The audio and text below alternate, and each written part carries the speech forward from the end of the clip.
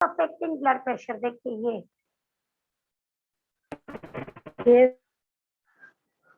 ये यहाँ तक किया था, यस यहाँ मुझे याद है, जो जो फैक्टर से ब्लड प्रेशर पे इफेक्ट होता है, एम आई राइट? ये बाकी है ना हमारा? Yes, ma'am. Okay, how many of you are there? Just a minute. Okay, most of you are. Class शुरू करते हैं, ठीक है? हम चैप्टर के ऑलमोस्ट एंड पे हैं क्लास, ओके? और हमने लास्ट टाइम, ठीक से आवाज आ रही ना, सुनाई दे रहा सबको? एवरीबॉडी? Yes, ma'am.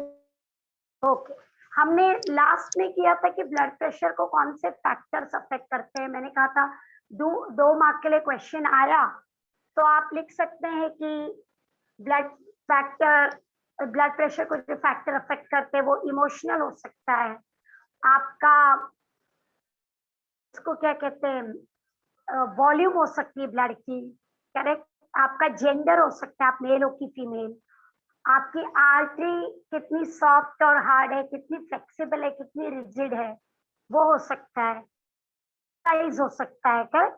तो हमने कुछ फैक्टर्स देखे थे लास्ट। अब हमें ये दो चीज very important for MCQ, very very favourite, आ भी चुका है और अब इंपॉर्टेंट है। हम जब भी बोलते हैं कि आर्टरी हार्ड हो गई है या आर्टरी ब्लॉक हो गई है, दो चीजों में डिफरेंस समझ लें। एक है कि आर्टरी हार्ड हो गई है, दूसरा आर्टरी ब्लॉक हो गई है, ठीक है? तो ये दोनों सामने हमको इमेज में दिखाई दे रहा है, देखिए ये हमारी एक आर्टरी दिख रही है और उसमें आपको दिख रहा है बहुत सारा कोलेस्ट्रॉल दिखाई दे रहा है, फैट्स और कोलेस्ट्रॉल उसमें जमा हो रहा है। Yes, ma'am.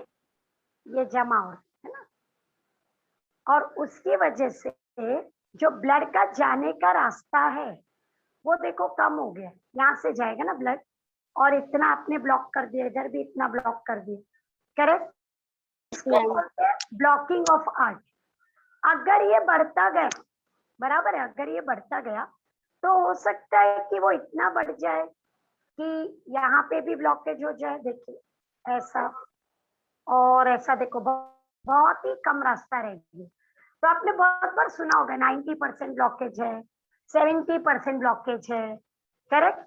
इसको बोलते हैं आर्थेरोस्क्लेरोसिस। स्पेलिंग देखना है क्लास, आर्थेरो, आर्थेरो मतलब आर्टरी के अंदर जो पास होने का रास्ता है वो ब्लॉक हो गया है। Is that clear? That is called आर्थेरो, ठीक है? अब लेकिन अगर ऐसा नहीं और हमारी आर्टरी नॉर्मल है जैसे कि ये दिख रही है, ठीक है, तो विद एज, एज के साथ जो आर्टरी के इलास्टिक फाइबर्स होते हैं वो हार्ड होते जाते हैं और ये आर्टरी का जो वॉल है वो हार्ड हो जाता है, अंदर कुछ नहीं लेकिन वॉल हार्ड हो जाता है विद एज, ठीक है? मतलब अगर मैं मेरी और आपकी आर्टरी को कंपेयर करूंगी तो आपकी आर्टरी ज्यादा फ्लेक्सिबल है, वो ज्यादा इलास्टिक है, और मेरी आर्टरी कैसी होगी? हार्ड, आपके कंपेयर में हार्ड होगी, ठीक है? इसको बोलते हैं, स्पेलिंग देखिए प्लीज, आर्टीरियोस्क्लेरोसिस। आर्टीरियो, आर्टरी का वॉल हार्ड हो गया, और आर्थेरो मतलब बीच में ब्लॉकेज। मैम वॉल हार्डनिंग मतलब? रिपीट करो मैम इधर जो लिखा है ना हार्डनिंग ऑफ द आर्टरी, क्या मैम? एक मिनट, तुम्हारी आवाज क्लियर नहीं आ रही, आप फिर से बोलना पड़ेगा, तुम्हें थोड़ा जोर से बोलो। मैम इधर जो लिखा है ना हार्डनिंग ऑफ द आर्टरी, मतलब एग्जैक्टली मैं वही बता रही हूँ। ये देखो, ये जो आर्टरी का वॉल है जिससे आर्टरी बनी हुई है ये हार्ड हो गया, उसके अंदर ब्लॉकेज नहीं, और हार्ड होता मैम, हार्ड कैसे होता? विद एज आपके इलास्टिक फाइबर्स जो आपका टिश्यू है वो हार्ड होता जाए। अगर आप अभी अपनी स्किन को टच करो और एक छोटे न्यूबॉर्न का स्किन टच करो, ठीक है, किसकी सॉफ्ट है स्किन? किसकी स्किन सॉफ्ट होगी? आपकी की Newborn छोटे baby. छोटे बच्चे की, है ना? ठीक है। आप मेरी स्किन को अगर टच करेंगे हाथों की, तो किसकी स्किन सॉफ्ट होगी, आपकी की मेरी? हमारी हमारी. बराबर है। तो do you agree with age हमारी स्किन पे, मसल्स पे फर्क पड़ता है ना? Yes ma'am. आप अपने पेरेंट्स का हाथ देखो, क्योंकि वो बहुत काम करते हैं ना, मम्मी किचन में बहुत सारा काम करती है, बराबर है? ये बहुत सारे काम होते हैं किचन के, घर के, तो काम कर करके हाथ कैसे हो जाते हैं, टफ हो जाते हैं ना, है ना? उसकी जो नेचुरल सॉफ्टनेस होती है वो जाती है, प्लस एज भी बहुत। तो वैसे ही हमारी आर्टरी और आपकी आर्टरी में फर्क है। हमारी आर्टरी में जो फाइबर्स हैं, इलास्टिक के फाइबर्स, वो हार्ड हो गए हैं। एक सिंपल एग्जांपल, रबर बैंड है, बालों को बांधने के लिए रबर बैंड, ठीक है? हाँ मैम। तो वो यूज होते होते फिर खराब हो जाता है कि नहीं? Yes ma'am. और नया रबर बैंड कितना अच्छा काम करता है ना, बराबर है? क्या हुआ पुराने वाले रबर बैंड को? उसके फाइबर्स खराब हो। एग्जैक्टली वही हमारी आर्टरी में, हमारी आर्टरी की जो है वो कम हो जाए। Is that clear? तो अगर आपकी आर्टरी हार्ड हो रही है तो आपका ब्लड प्रेशर ऊपर जाएगा। अगर आपकी आर्टरी ब्लॉक हो रही है तो आपका ब्लड प्रेशर ऊपर जाएगा, क्योंकि ब्लड को फ्लो होने के लिए वो आर्टरी उसको रेजिस्टेंस ऑफर करेगी। रेजिस्टेंस मतलब फ्रिक्शन, रुकावट करेगी वो वहां, और इसलिए ब्लड का प्रेशर बढ़। तो विद एज बीपी बढ़ता है क्या? यस, बढ़ता है क्या? Yes, that's a basic rule. Okay, are you understanding? Word का डिफरेंस क्लियर है? Fill in the blanks, MCQ wise देखिए। देखो दोनों वर्ड, आर्थेरो और आर्टीरियो। आर्टीरियो मतलब वॉल हार्ड है, आर्थेरो मतलब बीच में कोलेस्ट्रॉल फैट्स जमा हो गया है, आर्टरी ब्लॉक हो रही है, ठीक है? और किसी किसी को दोनों भी हो सकता है, हम ये नहीं बोल रहे कि वो, दोनों भी हो सकता है ना, ठीक है? समझे आप? Hello everybody, are we okay? Yes ma'am. ठीक है, ओके। अब हम जा रहे हैं ब्लड प्रेशर को मेजर करने। स्फिग्मोमैनोमीटर, स्फिग्मोमैनोमीटर, आपने इंस्ट्रूमेंट का नाम, what is the name of the instrument? Sphygmomanometer. क्या सबने इसको देखा है? ये देखिए, हाँ मैम। लेफ्ट साइड में डॉक्टर के पास देखा होगा, हॉस्पिटल्स में देखा होगा, बहुत बार हमारे घर पे भी होता है। अगर घर पे बीपी के पेशेंट, तो बहुत बार हम घर पे ही मशीन रखते हैं ताकि जब मर्जी हो बीपी मेजर हो सके। अगर आप अपने कॉलेज जाएंगे, मतलब लॉकडाउन एंड होता और आप पहुंचो, तो वहां पे भी ब्लड प्रेशर इंस्ट्रूमेंट होता है, क्योंकि वो एक टॉपिक है तो रखा जाता है, ठीक है? तो ये हमारा ब्लड प्रेशर का इंस्ट्रूमेंट, ठीक है? इसका नाम sphygmomanometer. Please learn for MCQ. Now manometer मतलब इसको हम ह्यूमन बींग्स हाथों से मेजर करते हैं, मतलब इलेक्ट्रिकल नहीं। मैनोमीटर मतलब जिस चीज में ह्यूमन बींग को खुद इन्वॉल्व होके करना पड़ता है, इलेक्ट्रिकल नहीं, पहली चीज, ठीक है?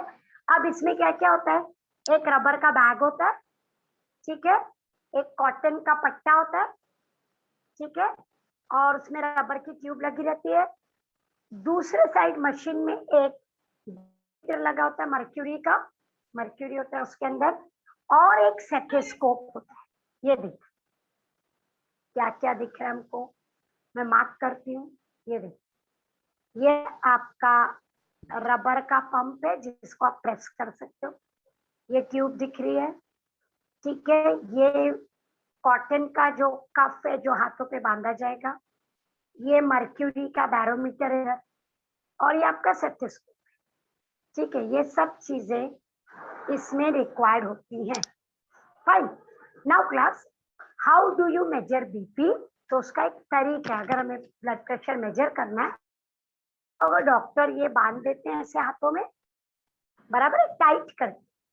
उसके बाद वो एक साइड से Pump the इस bubble. रबर बल्ब को प्रेस करते जा। ध्यान से सुनिए, वो इस रबर के इसको प्रेस करते जाएंगे पफ। जैसे जैसे वो प्रेस होता है ये और टाइट होता है। तो ये जो आर्टरी है इधर, वो ब्लड का फ्लो रुक जाएगा, वहां से फ्लो होने वाला ब्लड रुक जाए। ठीक है, आई रिपीट, पहले क्या करना है, ये पेशेंट के हाथों में बांध देना है, फिर यहाँ से हवा आप प्रेस कर करके भेजेंगे तो ये टाइट होता जाएगा। तो ये जो फ्लो है ब्लड का वो रुकेगा, आपने एकदम टाइट कर दिया। ठीक है, ब्लड का फ्लो रुक गया। ठीक है, अब कान में सुनने वाला स्टेथोस्कोप है वो वहां पे लगा के, वो वहां पे लगाए। ठीक है, यहाँ तक क्लियर है। अब हमें क्या करना है, जिससे आप एयर भेज रहे थे वो रुका देंगे, इसको स्टॉप कर देंगे, हवा नहीं पंप करनी।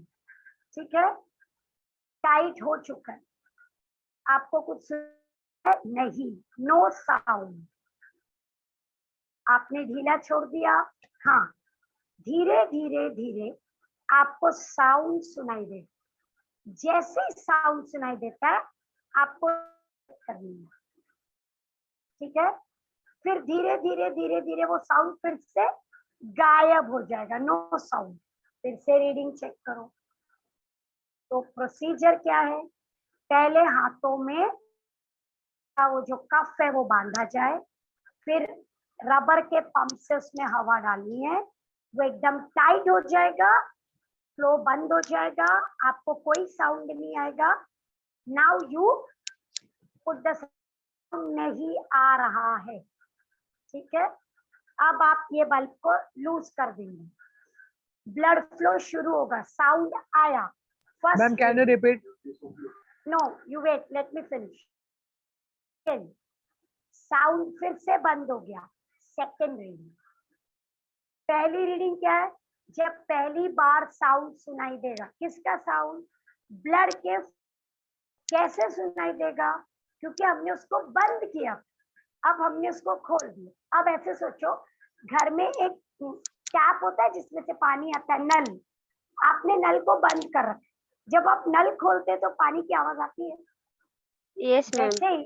वैसे ही जब आप आरटी को खोलोगे, आपने टाइट करके उसको बंद किया, तो जब आप लूज कर दोगे तो ब्लड की आवाज आएगी। अभी बहुत जोर से नहीं आएगी पानी की तरह, पर ऐसे आएगा जैसे ऐसी आवाज। वो आपकी पहली रीडिंग। फिर वो जो टिक टिक टिक टिक साउंड आ रहा है, टिक टिक,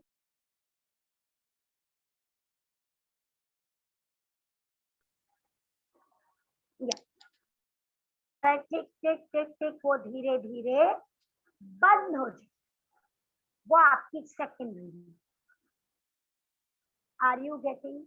तो ये फर्स्ट और सेकंड क्या है, ये देखिए, मैं अभी आपको, अब फिर से किसी ने रिपीट करने कहा था, मैं वहां से फिर से बता रही हूँ, फिर से सुनो। पहला इमेज देखो, हाथ दिख रहा है आपको, हाथ में से ब्लड फ्लो हो रहा है ना फ्लो। अब आपने उसमें क्लॉथ का कफ बांध दिया एकदम टाइट, देखो, और ब्लड फ्लो को रुका दिया है, देखो ब्लड हो रहा है, क्लियर है? देखो नीचे ब्लड नहीं है, टाइट कर दिया आपने, ठीक है।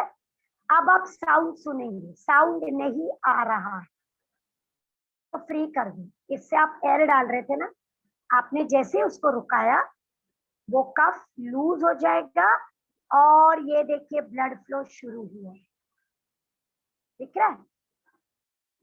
जैसे ब्लड फ्लो शुरू होता है आप रीडिंग में आवाज आएगी आपको, टक टक टक टक टक टक टक टक टक, मतलब शुरू हो, ठीक है। अब जैसे ही वो नॉर्मल हो जाता है ब्लड फ्लो, आपका साउंड बंद हो जाएगा, आपकी second reading. Are you getting? तो जो फर्स्ट रीडिंग है वो हमारी सिस्टोलिक रीडिंग है और जो सेकेंड रीडिंग है वो डायस्टोलिक रीडिंग है, वो हमारी diastolic ma'am diastolic reading normal के इसमें रहेगा ना, नॉर्मल जब नॉर्मल होगा फ्लो तभी। यस, जब नॉर्मल होगा मतलब जब साउंड सुनना बंद हो जाएगा तो फ्लो यूजुअल हो गया, तो आपको साउंड नहीं आएगा, साउंड रुक जाएगा। जब जोर से आएगा साउंड, पहली बार से साउंड आएगा, साउंड सुनाई दे, और यहाँ पे आपको नहीं सुनाई दे, इसलिए सुनना बहुत जरूरी है।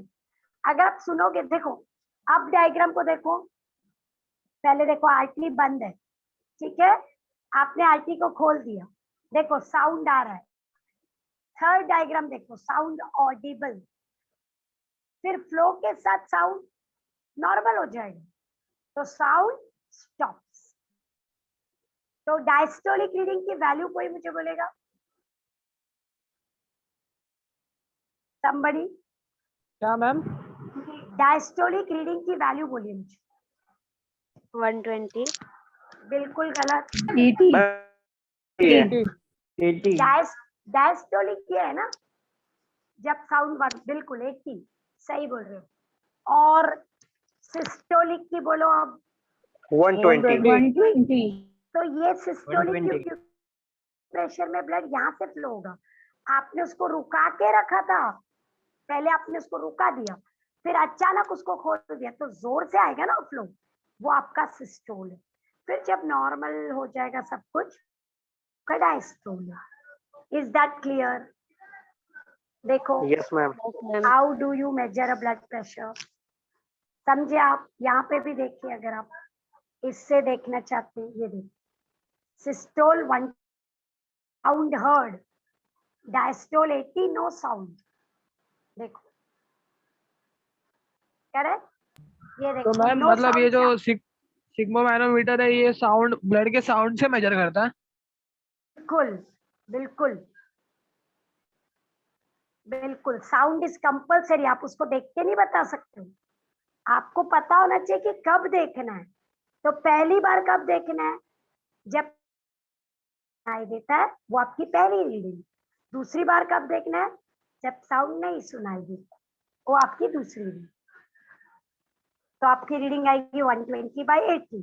रीडिंग जो भी आएगी, सपोज हाई बीपी है 180/140 है ना, साउंड बेस। देखो इसलिए उसके साथ स्टेथोस्कोप कंपलसरी है।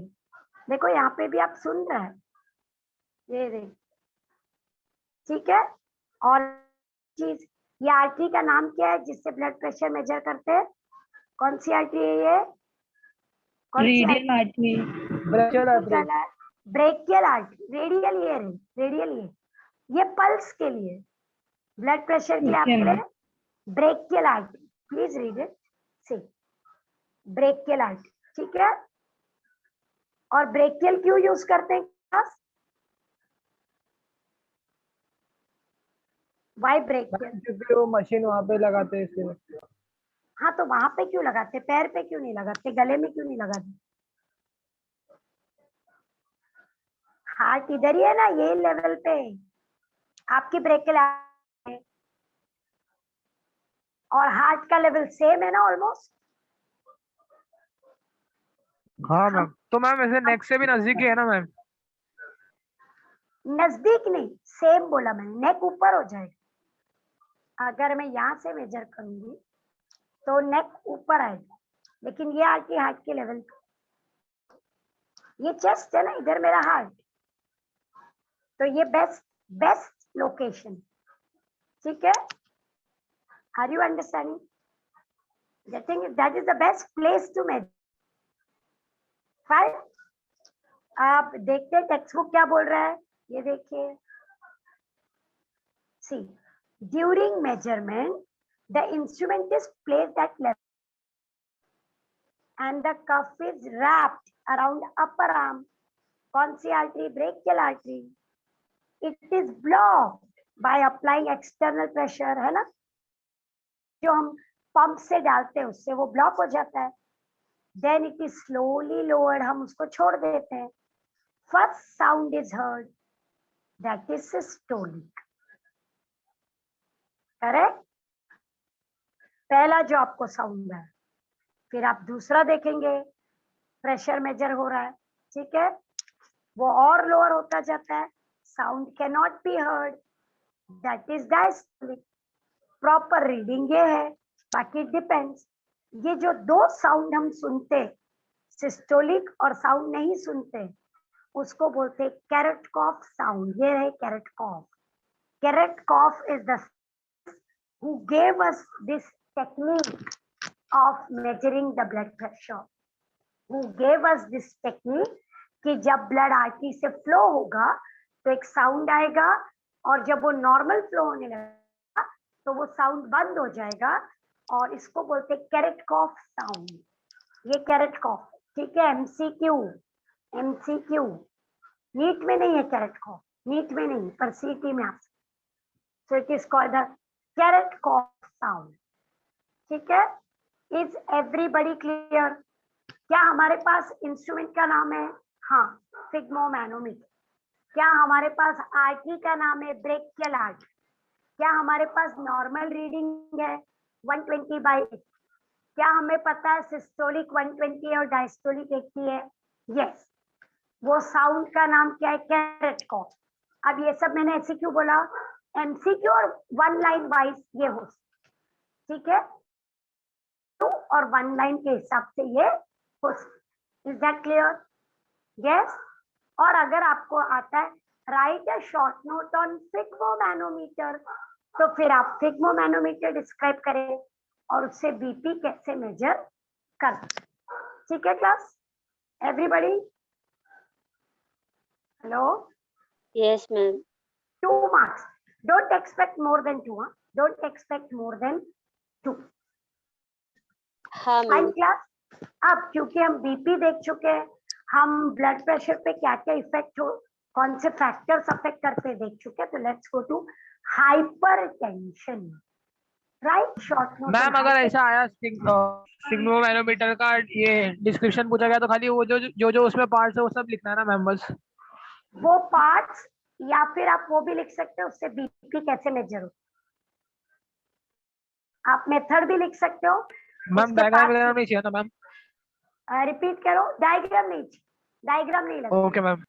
डायग्राम नहीं ड्रॉ, बिल्कुल भी, ठीक है, फाइन। हाँ, ऐसा हो सकता है कि वो आपको डायग्राम दे और पूछे कि इस इंस्ट्रूमेंट का नाम बोलिए, तो फिर आपको पता चला चाहिए कि ये स्फिग्मोमैनोमीटर, उतना तो कर सकते हैं ना, ड्रॉ करने नहीं बोलेंगे, हाँ मैम। सवाल ही। आप right short note on hypertension 2 बार आ चुका है, एक बार 2 मार्क के लिए है, एक बार 1.5 मार्क के लिए आया था, ठीक है। सो हाइपरटेंशन, जिसको हम बोलते हैं साइलेंट किलर, साइलेंट, क्योंकि उससे बहुत बहुत बहुत नुकसान होता है, ठीक है। और नॉर्मल कंडीशन में हम उसको बोलते हैं high BP. So if you have high BP, persistent मतलब परसिस्टेंट बहुत देर तक, ओके, बार बार ऐसा होता है कि आपका बीपी हाई हो जाता है, then it is called as hypertension. तब हम बोलते हैं ना कि इनको ब्लड प्रेशर का प्रॉब्लम, हाई बीपी का प्रॉब्लम, ठीक है। अब कितनी रेंज में हमको टेंशन लेना चाहिए? 140/90 अगर मेरा बीपी रहता है, मतलब मैं हाइपरटेंशन को टच कर रही हूँ। देखो क्या, सपोज मेरा बीपी आपने मेजर किया और 130/80 आता है, तो इतने टेंशन बहुत मार्जिनली है। लेकिन अगर 140/90 आता है, मतलब मैं हाई बीपी की तरफ बढ़ रही हूँ, और थोड़ा भी और ऊपर गया तो then it is a big problem. So 140/90 is threshold, मतलब what is threshold? Boundary. What is threshold? The boundary. Okay? आपने उसको क्रॉस कर दिया, आप पहुंच गए 180/120। ये क्या लग रहा है? हाई, वेरी हाई ना, डेंजरस टू हेल्थ, ओके। और अगर हम 180 क्रॉस कर दे तो हार्ट अटैक भी आ सकता है 200 के बाद, okay. If your BP is at 200, you can get in heart मतलब हार्ट अटैक के चांसेस 180 के बाद ही है ना? 200 के बाद, 200 Okay. के बाद, वेरी रिस्की, वेरी रिस्की, ठीक है। तो जिनका भी बीपी 140 के ऊपर जाता है, 140, 150, 160, हम उनको हाई बीपी बोलते हैं। 180 के ऊपर गया तो उनको एब्सोल्युटली मेडिसिन लेके बीपी को पड़ेगा, ठीक है, वो रुक नहीं सकते वहां पे। और अगर 200 के ऊपर है तो हो सकता है हॉस्पिटलाइजेशन लगे, ताकि पेशेंट जल्दी नॉर्मल हो जाए और उसको हार्ट अटैक नहीं आ जाए, ठीक है। Are you getting it? अब अगर ऐसा होता है तो आप क्या क्या डैमेज कर सकते हो? Heart, brain, kidney. Class actually बहुत कुछ डैमेज होता है, लेकिन ये मेजर पार्ट। तो one is damage heart, okay, another is, 1 minute,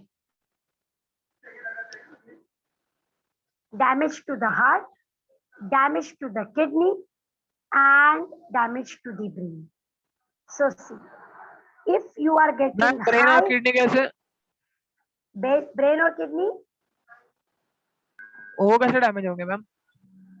हाँ मैं आ रही हूँ, मैं उस पे आ रही हूँ, रुक, मैं आती हूँ, पहले इधर आ जाओ। हार्ट पे डैमेज, ठीक है। हार्ट में बहुत जोर जोर से हार्ट बीट हो रहा है क्योंकि हाई बीपी है, ठीक है। हार्ट में पेन होगा, that pain is called angina pectoris. Angina मतलब पेन, पेक्टोरिस मतलब chest, pain in the chest due to severe beating of heart, क्योंकि ब्लड सप्लाई कम हो रहा है तो कार्डियक मसल्स को बहुत ज्यादा काम करना, तो उससे क्या होगा? बहुत जोरदार पेन। एंजीना मतलब, पेक्टोरिस मतलब chest, pain in the chest, ये एक हो सकता है।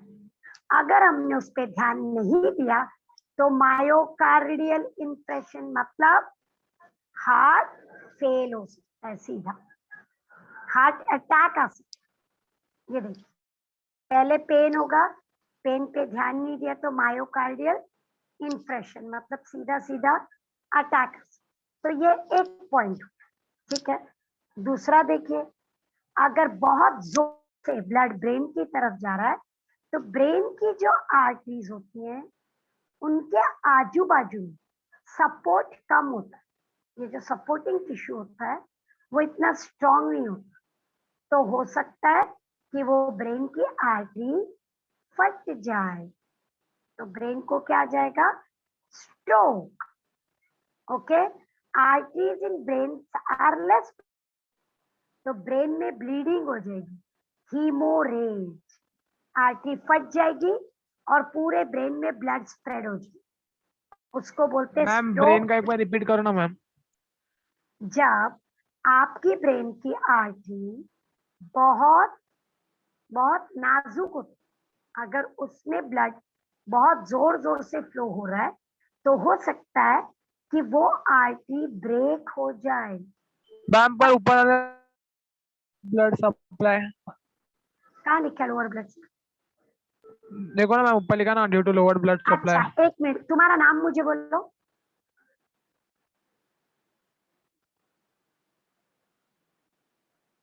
हाँ मैम। नाम तुम्हारा?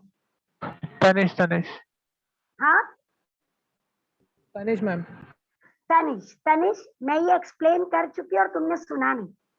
मैं हार्ट अटैक बोल चुकी हूँ और उसके बाद मैं ब्रेन पे आई हूँ। Where are you? Where are you? Ma'am था इधर ही, लेकिन मेरे को लगा वही मैम सेम रहेगा इसके लिए। देखो, 3 चीज देखो, हार्ट पे इफेक्ट, ब्रेन पे इफेक्ट, किडनी पे इफेक्ट, बराबर है। तुमने किडनी में डाउट पूछा, मैंने बोला रुको मैं वहां पे जा रही हूँ, बराबर। अब सुनो, हाँ अगर हाई बीपी हुआ तो चेस्ट में बहुत ज्यादा, उसको बोलते हैं एंजीना पेक्टोरिस। एंजीना मतलब पेन, पेक्टोरिस मतलब चेस्ट, ये सिंपल मीनिंग क्लियर है। अब अगर हाँ हमने मैम। उस पर ध्यान ध्यान नहीं दिया, मैंने ध्यान नहीं दिया, कभी कभी मेरे चेस्ट में पेन होता है, मैं ध्यान नहीं दी, ठीक है, तो हो सकता है मुझे हार्ट अटैक आ जाए। ये हार्ट का टॉपिक खत्म, ठीक है। दूसरा क्या हो सकता है? ब्रेन पे चल, जिस आर्टरी से जिस आर्टरी से ब्रेन को ब्लड सप्लाई हो रहा है, किसको? ब्रेन, ब्रेन को सप्लाई हो रहा है, कोई उस आर्टरी का नाम बोलेगा? पढ़ा है हमने। Carotid iota. याद है? कैरोटिड, कैरोटिड एओर्टा में से एक निकल रही थी बाहर, याद है? एओर्टा में से एक ब्रांच कैरोटिड आर्टरी। तो वहां पे अगर प्रेशर बढ़ता है तो हमको याद रखना है कि जो ब्रेन की तरफ जाने वाली आर्टरी होती है वो काफी नाजुक होती है, उसके आजू बाजू में स्ट्रॉन्ग सपोर्ट नहीं होता और वो फट सकती है। देखो, दे आर लेस प्रोटेक्टेड, तो उससे वो फट सकती है और पूरा ब्लड ब्रेन में ऊपर जाके फट जाएगा। ऐसे सोचो आपके ब्रेन में एक छोटा सा बम फट गया, छोटा सा, तो पूरा ब्लड ब्रेन के अंदर स्प्रेड हो जाएगा, उसको बोलते हैं हीमोरेज। इमीडिएट डेथ हो सकती है, इमीडिएट पैरालिसिस हो सकता है, इमीडिएट मेमोरी लॉस हो सकता है, कुछ भी हो सकता है, चांस ऑफ डेथ। तो ये हो सकता है। और तीसरा क्या बोला था हमने? तीसरा क्या था? किडनी, है ना? किडनी क्यों फेल होगी? पता है, किडनी में जब ब्लड जाता है तो ग्लोमेरुलस उसको फिल्टर करता है। याद आया कुछ? 11th स्टैंडर्ड का किडनी, ये ब्लड आया, ग्लोमेरुलस में वो फिल्टर हो रहा है। हाई प्रेशर, इधर प्रेशर बहुत हाई होता है, अगर वो और भी हाई गया तो किडनी के नेफ्रॉन डैमेज हो। हमारी किडनी है बहुत सारे नेफ्रॉन, वो नेफ्रॉन डैमेज हो जाए। याद है आपको नेफ्रॉन? हाँ ऐसा, मैम। तो ये नेफ्रॉन प्रेशर की वजह से काम कर, ये फट जाएगा तो किडनी हमारी क्या हो जाएगी? फेल। लेकिन क्लास, ये एक दिन में नहीं होगा, आपके पास मिलियंस ऑफ नेफ्रॉन है, आपका बीपी बार बार हाई होता है। मैम आप मतलब अगर ज्यादा ब्लड अगर आ गया रेस्टोरेंट की तरफ तो होगा ना डिस्ट्रॉय। ज्यादा प्रेशर से, ज्यादा नहीं, ज्यादा प्रेशर से आए, ठीक है? नेफ्रॉन में प्रेशर बहुत हाई होता है, उससे भी हाई आया और एक दिन नहीं बार बार आ रहा है, तो आज समझो 2 नेफ्रॉन डैमेज हुए, कल 4 डैमेज हुए, परसों 10 डैमेज हुए, ऐसे होते हुए बहुत सारे नेफ्रॉन डैमेज हो जाएंगे जो रिपेयर नहीं हो सकते, वो रिपेयर नहीं होते, तो आपकी किडनी फेल हो जाएगी। ये होता है, ठीक है? तो कितनी जगह इफेक्ट हो सकता है? किडनी फेल हो सकती है, 1 इफेक्ट, बराबर है क्लास? सेकंड, आर्टरी फट सकती है, ब्रेन की आर्टरी नाजुक होती है, फट गई तो स्ट्रोक आ जाएगा आपको सीधा, 90% चांस ऑफ डेथ। और तीसरा, आप हार्ट आपको वार्निंग देगा, आपके चेस्ट में पेन होगा, बहुत जोरदार पेन होगा। अगर आपने ध्यान नहीं दिया उस पेन पे तो हो सकता है हार्ट हो जाए। तो ये देखो, ये तीनों चीज बहुत रिस्क में होती है। बीपी का इफेक्ट देख रहे हैं हम, क्या हो सकता है, समझे? इसीलिए हाई बीपी के लिए मैं बार बार एक वर्ड यूज कर रही हूँ, क्या बोल रही हूँ मैं उसको? Silent killer. पता हाँ भी नहीं मैम। चला और मेरी किडनी फेल हो गई, है ना? मैं तो हार्ट की तरफ ध्यान दे रही थी। हाई बीपी कभी कभी रहता है, फिर पता चला एक दिन अरे किडनी फेल हो गई। कैसे? उसने धीरे धीरे मेरी किडनी को डैमेज, ठीक है? पता चला एक दिन ब्रेन में स्ट्रोक आ गया। कैसे?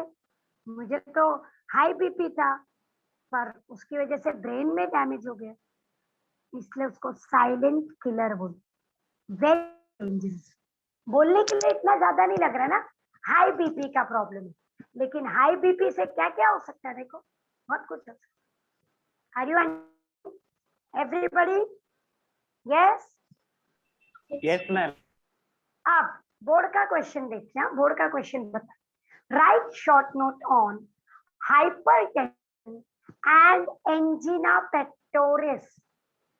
Hypertension 1.5 mark, angina pectoris 1.5 mark, total 3 mark का क्वेश्चन था। तो आपको हाइपरटेंशन पे आप लिखेंगे, उसके बाद आप एंजिना पेक्टोरिस लिखेंगे, थोड़ा ही लिखना है, देखो बहुत थोड़ा ही दिया हुआ है, और आपको मिल रहे 3 मार्क। Are you understanding? 1.5 ऐसे डिवाइड किया था बोली। तो अगर आपने लिखा angina pectoris pain in the chest, pain in the chest, कितना मार्क दिया बोर्ड ने? 1 मार्क।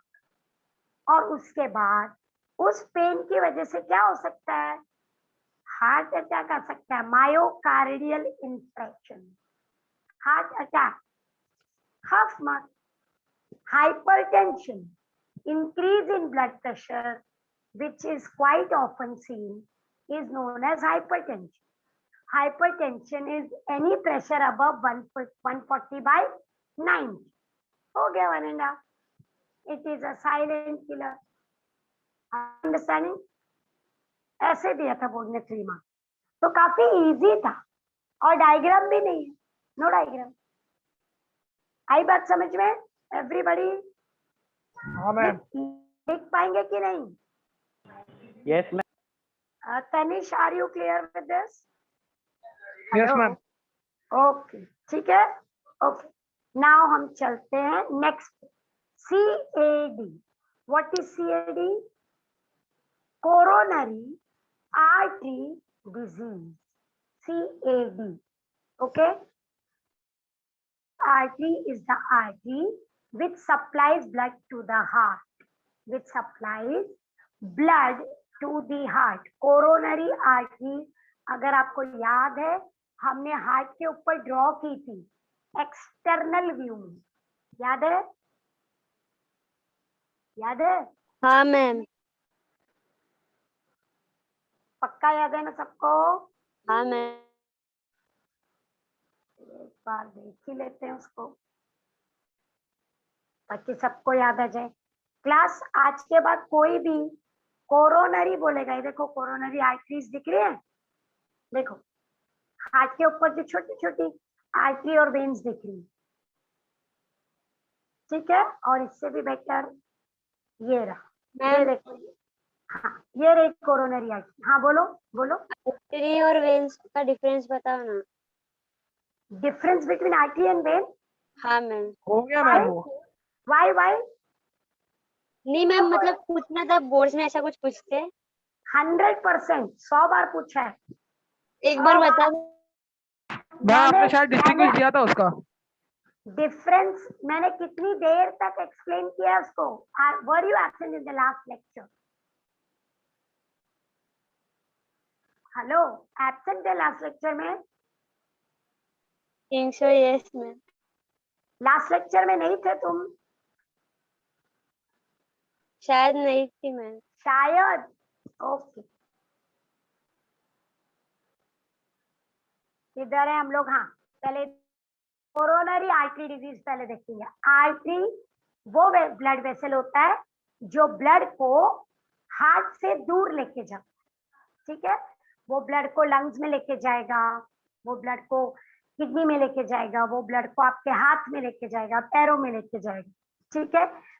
वैसे ही ब्लड को हार्ट के मसल्स तक लेके जाता है, हार्ट से ही लेती है और हार्ट को ही देती है।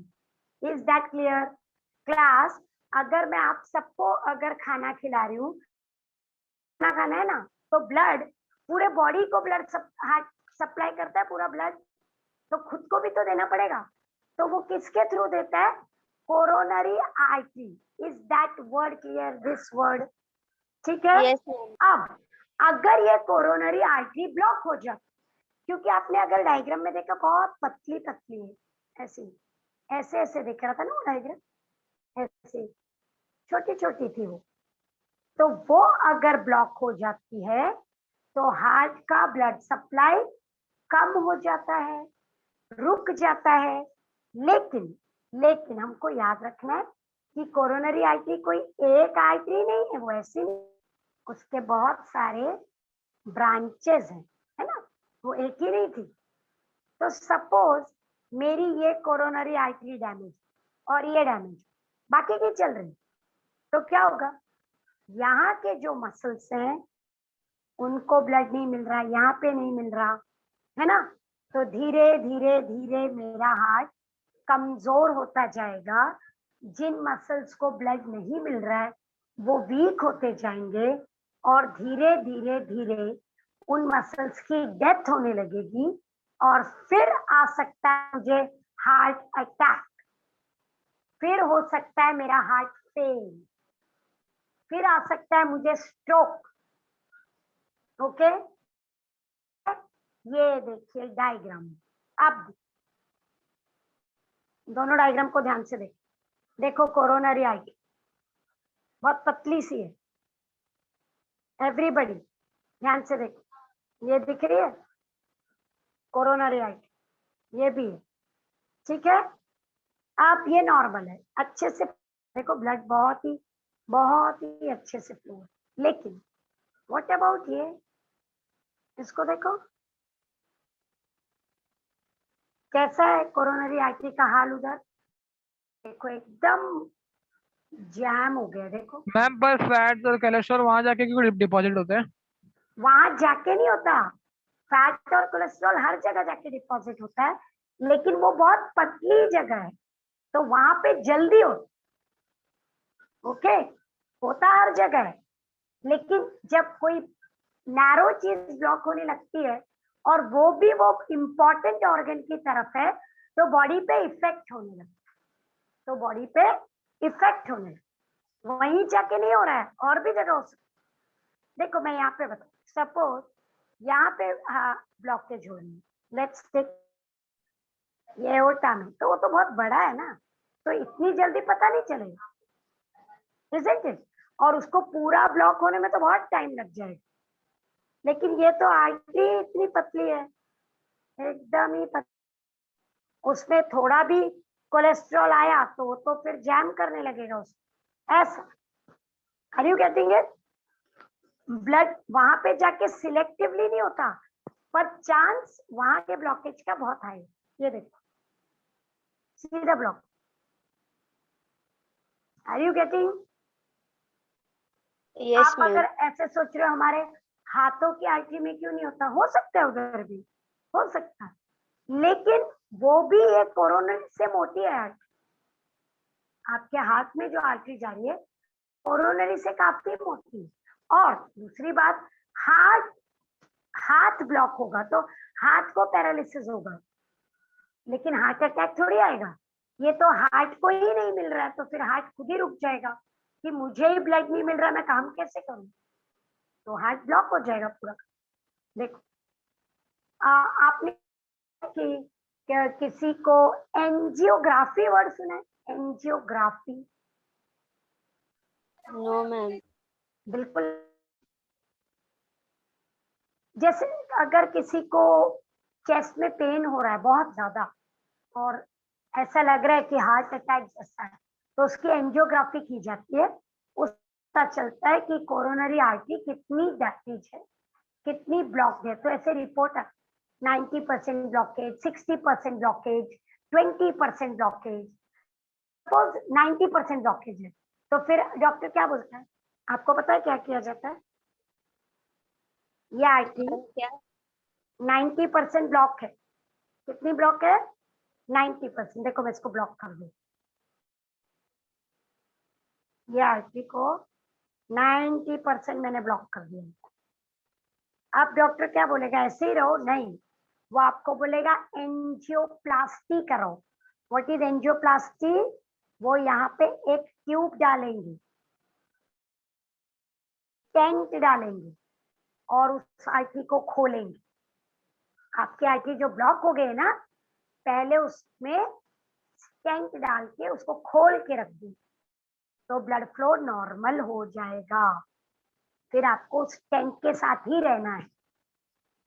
Are you understanding? You will have to, मतलब वो स्टैंड ऐसे ही रहता है मैम, कभी फिर निकालते नहीं इसको? नहीं वैसे ही रहता है, वैसे ही रहता लेकिन वो है। स्टैंड क्योंकि में देखो मूवेबल नहीं रहेगा ना, मतलब ऐसा आर्टरी थोड़ा थोड़ा तो। नहीं, वो कैसा रहता है पता है, एक minute, I just try if I can show you that. Ma'am पहले जो आपने टेस्ट को क्या बोला था, एनजीओ जो टेस्ट कर रहे थे? एंजियोग्राफी, ग्राफी, ठीक है।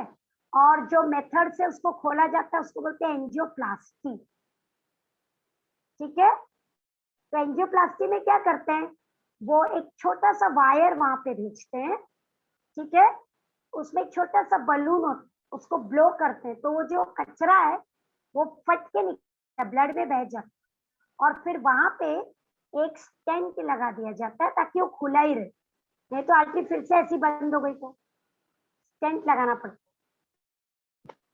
Are you getting? और वो स्टेंट के साथ ही आपको रहना पड़ेगा।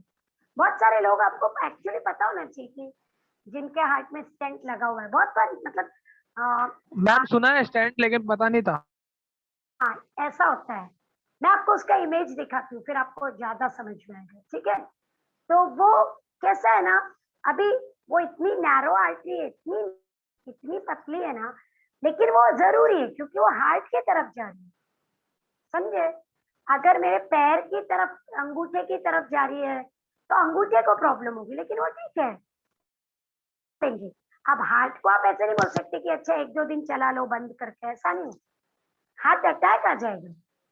तो डॉक्टर क्या बोलते हैं, 90% ब्लॉक है, अभी सर्जरी करो, मतलब एंजियोग्राफ प्लास्टिक 80% है अभी करो।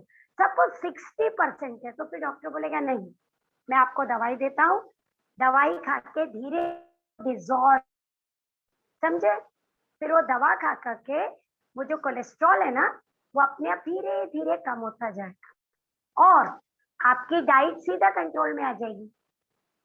ये नहीं खाने का, वो नहीं खाने का, वो नहीं खाने का, वो सीधा कंट्रोल में आ, मतलब you will have to live a very proper lifestyle with healthy diets and all. Oil and avoid करना है ना मैम? यस यस, क्योंकि आपकी आर्टरी में ऑयल ज्यादा हो रहा है ना, तो अभी आप नहीं खाने का, ठीक है? Are you getting? लेकिन क्लास देखो, ये सब में क्या होता है, अगर मुझे चेस्ट में पेन हो रहा है और पता चल रहा है और मैं जाके चेक कराती हूँ, तब तो ठीक, तब तो पता चल जाएगा और शायद मेरी जान बच जाएगी स्टेंट डाल के, एंजियो प्लास्टिक करा के, ठीक है? लेकिन कभी कभी पता ही नहीं चलता। आपने कभी कभी सुना होगा कि अचानक किसी को हार्ट अटैक आया, पहले कोई कंप्लेन नहीं थी, बराबर? हम सुनते हैं ऐसा बहुत Yes, ma'am. बार कि पता ही नहीं चला, एकदम यंग कोई था, जस्ट 40 ईयर ओल्ड था, जस्ट 42 ईयर ओल्ड था, कभी कोई कंप्लेन नहीं थी, एकदम हेल्दी था, हार्ट अटैक आया।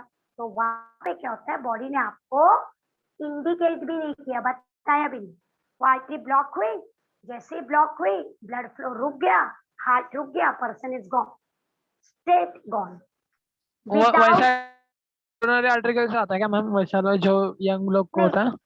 नहीं देखो, कोरोना में बहुत सारी चीजें, कोरोना में ऐसा देखा गया कि ब्लड थिक मैम होता, कोरोना नहीं, कोरोनरी आर्टरी बोला मैंने। कोरोनरी, हाँ मैं कोरोनरी की बात, कोरोनरी, यस यस।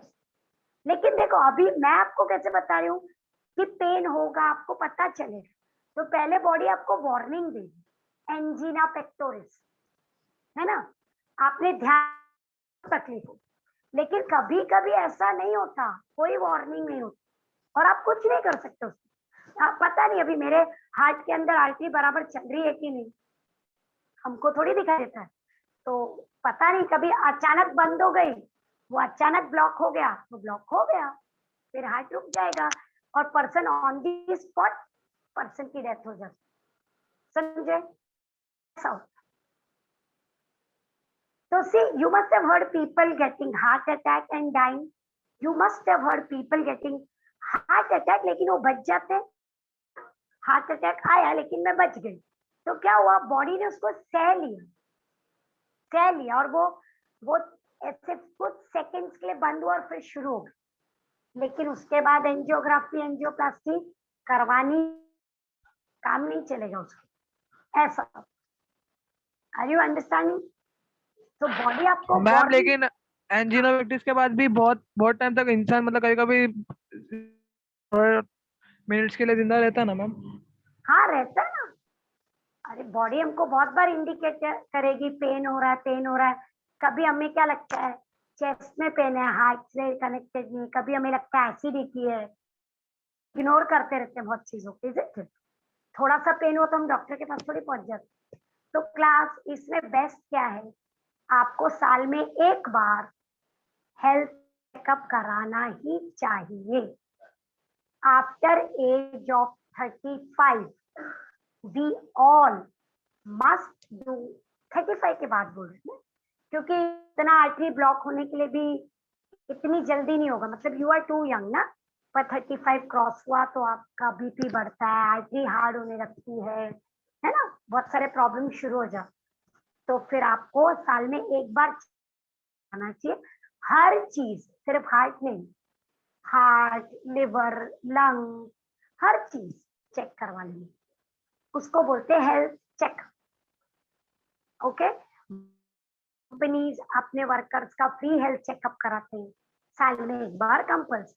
उसमें आपका बीपी चेक होगा, डायबिटीज चेक होगा, हार्ट चेक होगा, किडनी चेक होगी, लिवर चेक होगा, रिपोर्ट आ जाती ये है आपका कंडीशन। कंपनी नहीं करवाती इसलिए हम नहीं करवाएंगे, नहीं, हमको खुद भी कर, क्योंकि जो चीज अचानक पता चले वो अगर पहले ज्यादा अच्छा है, ऐसा। Correct, you must have heard ना people going for health checkup, isn't it? Yes, ma'am. ठीक है, ये देखिए एंजीना पेक्टोरिस, शॉर्ट नोट है, पेन इन द चेस्ट। क्यों हो रहा है ये पेन? हमने ऑलरेडी डिस्कस किया है। क्यों हो रहा है ये पेन? क्योंकि there is reduction in blood supply to the heart muscle. Cardiac muscle को ही ब्लड नहीं मिल रहा है, तो बाकी किसी को कहाँ से वो पहुंचाएगा? या तो आपकी आर्टरी ब्लॉक्ड है, या तो आर्टरी हार्ड है। आपको कैसा फील होगा? बहुत जोरदार पेन, हैवी लगेगा चेस्ट, बढ़ते बढ़ते बढ़ते नेक में जा सकता है, लोअर जॉ में जा सकता है, लेफ्ट आर्म, लेफ्ट शोल्डर, मतलब हार्ट चेस्ट से पेन बढ़ते बढ़ते नेक, फिर फेस की तरफ, जॉज, और आपके हाथ specially on the left side जाता है, और वो क्लियर इंडिकेटर है एंजीना पेक्टोरिस का। आपका हार्ट बोल रहा है मुझे ऑक्सीजन नहीं मिल रही है। ओके, तो ज्यादातर ये पेन कब होता है? जब हम कोई हैवी वर्क करते हैं। ओके, हो सकता है आप जिम में भाग रहे हो बहुत जोर से, हो सकता है आप एक मैराथन भाग रहे हो और आपका हार्ट बोल रहा है रुको, इतना ऑक्सीजन नहीं मेरे पास।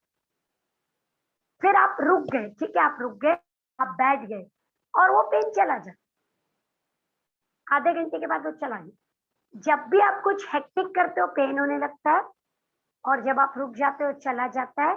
क्लियर इंडिकेटर है एंजीना पेक्टोरिस का। अगर ये बार बार हमारे साथ हो तो we must go and do a checkup, we must go and. Am I clear? वो हमारा हार्ट हमको वार्निंग दे रहा है, ठीक? Are you understanding? I repeat, अगर आप कुछ भी हैवी एक्टिविटी करते हो, it can be running, jumping, dancing, jogging, और आपके हार्ट के एरिया में बहुत जोर से, एकदम सीवियर, भागने से जो थोड़ा बहुत पेन होता है वो नहीं, सीवियर, कि आपको रुकना ही पड़ता है। आप रुक के बैठ जाते हो, आधे पौने घंटे में आ जाता है, तो वो आपके लिए इंडिकेटर है कि आपके हार्ट में कुछ प्रॉब्लम चल रही है। ठीक है, इज दैट क्लियर? लिख पाएंगे short note everybody? Yes ma'am. लिख सकते हैं ना? ठीक है, ये देखिए एंजीना पेक्टोरिस। देखिए इस बंदे को एकदम जोर से पेन हुआ, क्या हुआ देखो, कोरोनरी आर्टरी ब्लॉक चल रही है। देखो हार्ट आपको इंडिकेट कर रहा है कि ऑक्सीजन नहीं है मेरे पास। देखो अगर आपने इंडिकेटर पे ध्यान नहीं दिया तो हो सकता है एक दिन बंद हो जाए, तो हार्ट अटैक आ जाएगा, लेकिन बहुत जोरदार पेन। हाँ ठीक है, is that clear? Yes, so we have a new heading, electrocardiogram. So electrocardiogram, ECG. ECG, very good. ECG सुना है? Yes. हाँ हाँ, इलेक्ट्रोकार्डियोग्राम हमको याद नहीं आता, पर ECG आ जाता है ना। ये आप सबने जरूर देखा है, आई एम वेरी श्योर, ये देखा होगा बराबर। लोगों की इलेक्ट्रोकार्डियो है ना, इलेक्ट्रोकार्डियोग्राम की रीडिंग देखी होगी, किसी की रिपोर्ट देखी होगी, बराबर है। Fine, what is this electrocardiogram? So look, electrocardiogram is a graphical representation, heartbeat, graphical recording, जो इलेक्ट्रिकल वेरिएशन के फॉर्म में हम नोट करते हैं उसको बोलते हैं electrocardiogram. Okay, graphical electrical variation which you check by touching the surface of the body near the heart. ठीक है, फाइन. इसका प्रिंट आउट ले सकते हैं या स्क्रीन पे भी देख सकते हैं आप. ज्यादातर टीवी या मूवी में ऐसे ऊपर नीचे चल रही हार्ट बीट है ना, फिर एक लाइन दिखा देते हैं, पेशेंट मर गया, सीधी हो जाती लाइन. बराबर है, ऐसा आता है ना, बहुत सारी पिक्चर में नहीं आता है. ऐसे ऐसे ऐसे ऐसे, फिर पेशेंट मर जाता तो सीधी हो जाती लाइन, है ना. करेक्ट. तो उसको ऑन स्क्रीन भी देख सकते हैं या तो आप प्रिंट आउट भी ले सकते हो. और जिस मशीन से उसको देखा जाता है उसको बोलते हैं इलेक्ट्रोकार्डियोग्राम, और जो रिकॉर्डिंग है उसको बोलते हैं इलेक्ट्रोकार्डियोग्राम. बात समझ में आई? जो ग्राफ आप देखते हो उसको ग्राम बोलते हैं, और जिस मशीन से वो रिकॉर्ड किया जाता है उसको ग्राफ बोलते हैं. Please note it. उल्टा जाना, उल्टा. Electrocardiogram is a graphical representation taken with help of electrocardiograph, which is a machine. Is it clear? Yes. Yes, ma'am. ये क्या है मुझे बोलो. What is this?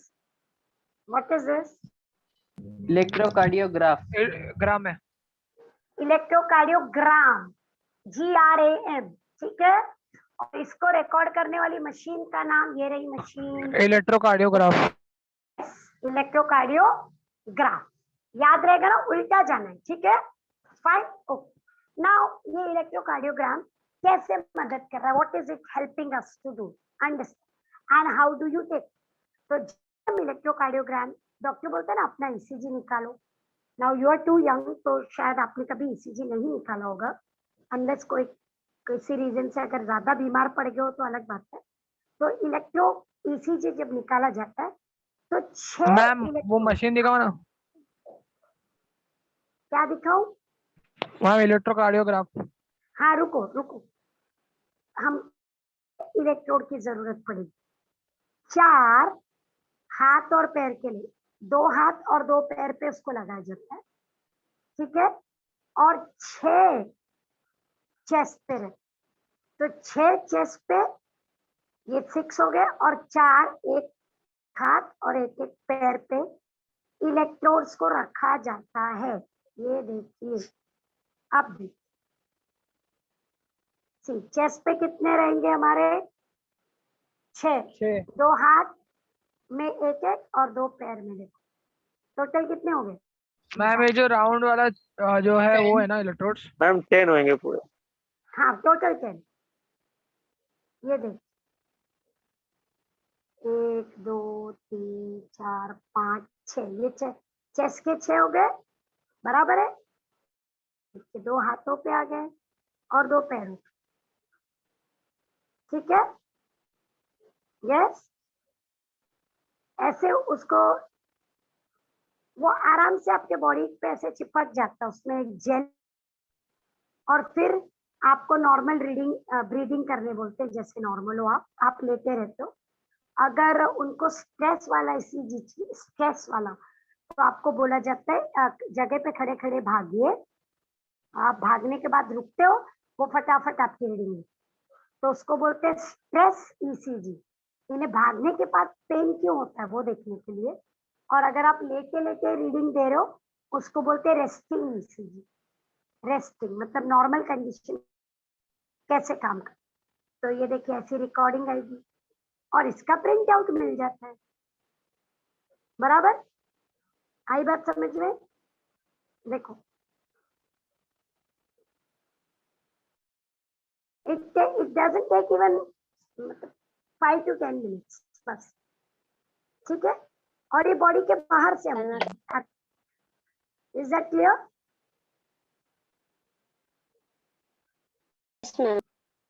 ठीक है, अब क्लास रीडिंग में क्या दिखाई देता, तो अब पहले आप यहाँ पे लिखिए क्या दिखाई, रीडिंग में हमको दिखाई देती है 5 वेव्स, 5 P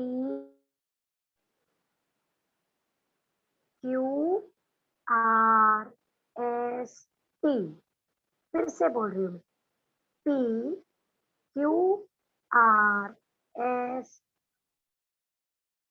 देख करूँ मैं move, P Q R S T, P Q R S T, are you understanding? मैं अभी एक मैम ब्लैंक, क्या एक बार रिपीट करो ये। हमारे हार्ट की जो वेव्स हैं उसको 5 वेव्स में गिना जाता है, मैं बनाती हूँ, हाँ अलग से बना, P, ठीक है, Q R S, ये R है, ये S है, T, ठीक है, P Q, देख मैम उधर पीछे स्टार्ट दिखाओगे इलेक्ट्रोड्स वाला।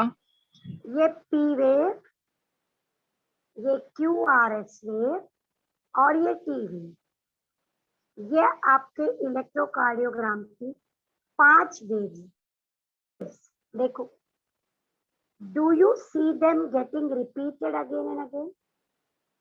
Look, Yes, ma'am.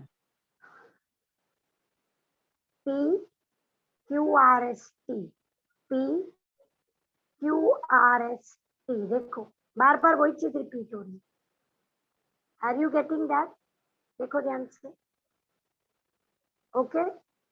अब और एक चीज पे ध्यान देंगे, P Q R S T होने में कितना टाइम लगा, कोई मुझे बताए,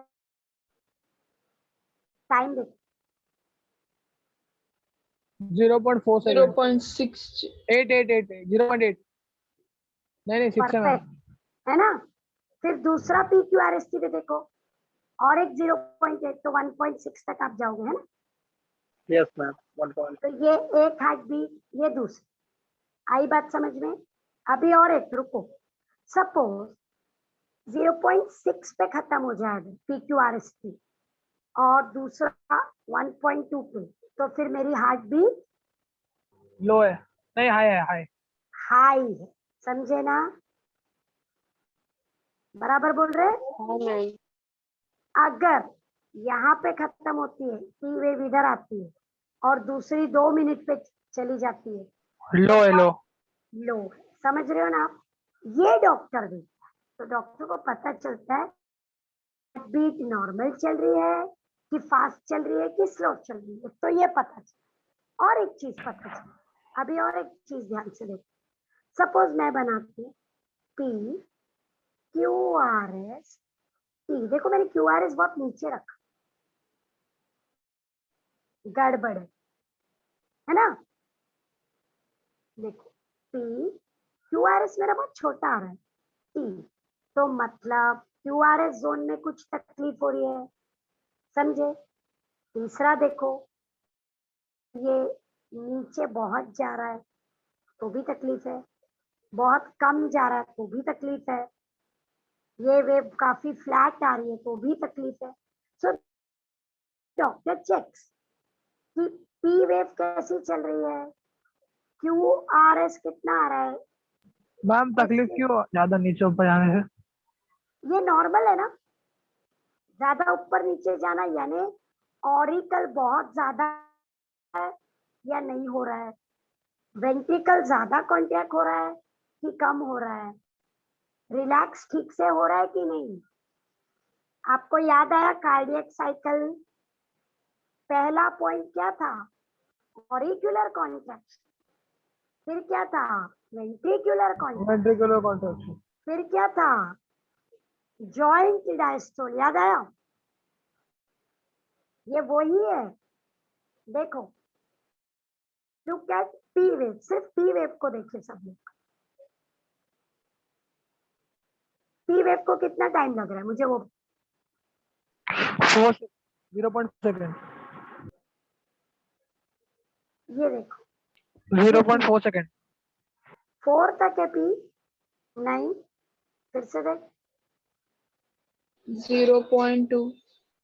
हाँ, मतलब यहाँ वेव शुरू हो गई, ऑरिक्यूलर कॉन्ट्रैक्शन है ना वो, तो आपको पता है ऑरिक्यूलर 0.1 है। देखो यहाँ तक वो खत्म भी हो गई, नीचे आने लगी। आई बात समझ ली। और क्यू आर एस 3 देखो 4 तक चलेगा, और बाकी का 4 रिलैक्स। देखो और बाकी का 4 मैम वेंट्रिकुलर है ना? बाकी का 4 डायस्टोल है ना, देखिए डायस्टोल। ऑरिक्यूलर कॉन्ट्रैक्शन, वेंट्रिकुलर कॉन्ट्रैक्शन और जॉइंट डायस्टोल। काफी बड़ा है, देखो यहाँ तक चल रहा है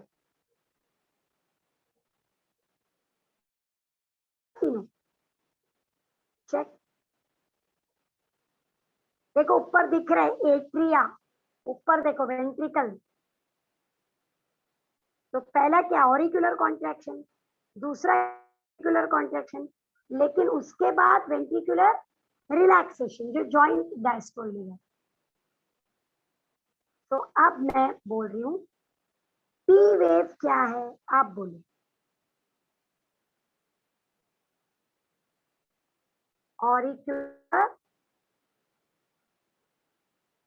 ऑरिक्यूलर contraction, what is P wave? Contraction. Auricular contraction, contraction के लिए दूसरा वर्ड बोलो मुझे। Auricular systole. Systole, correct. और अब तीसरा वर्ड ले रहे हैं हम, auricular depolarization. Auricular depolarization, 3 word लिया अभी। अब मुझे बोलो क्यू आर एस क्या है? Ventricular, Ventricular contraction. Yes, Systole. Ventricular systole, ventricular depolarization, ठीक है। अब मुझे बोलो टी वेव क्या है? Joint distole. हाँ, तो किस, क्या बोलना? टी को बोलते हैं ventricular relaxation, ventricular relaxation, repolarization. D था ना पहले, या डायस्टोल, या तो आप वर्ड यूज कर सकते हो डायस्टोल। अब इसको पढ़ेंगे तो ये देखिए, पहले पी से शुरू करते हैं। Everybody look carefully. P wave, ध्यान से देखो, all upward wave, yes, it represents atrial depolarization। दूसरा वर्ड बोलो depolarization। डिस्टोल, सिस्टोल, ठीक है, बराबर है। अब यहां से हम बढ़ते हैं आगे, यहां से हम बढ़ गए आगे। अब ध्यान से देखो, क्यू आर एस कॉम्प्लेक्स ये क्या रिप्रेजेंट करता है? Ventricular Depolarization. Depolarization, yes. That is contraction in systole. अगर डिपोलराइजेशन याद नहीं आया और आप कॉन्ट्रैक्शन लिखते हो चलेगा, सिस्टोल लिखते हो। Am I clear? अब आ जाइए, तीनों का मीनिंग एक ही है ना? तीनों का मीनिंग है, तीनों का मीनिंग। अब आई टी वेव, यहाँ पे चेंज हो गया है। वेंट्रिकुलर डिपोलराइजेशन, रिपोलराइजेशन, मतलब systole, Contraction. Relaxation. Diastole, relaxation, Joint distole. है ना। और याद रखो क्लास, ये 2 बार आ चुका है MCQ. T wave represents ventricular, बोलो, Relaxation. रिपोलराइजेशन, या तो दूसरा वर्ड बोलो रिलैक्सेशन, तीसरा बोलो Diastole. यस। डिस्टोल भी बोल। 1 मार्क के लिए आ चुका है 2 बार।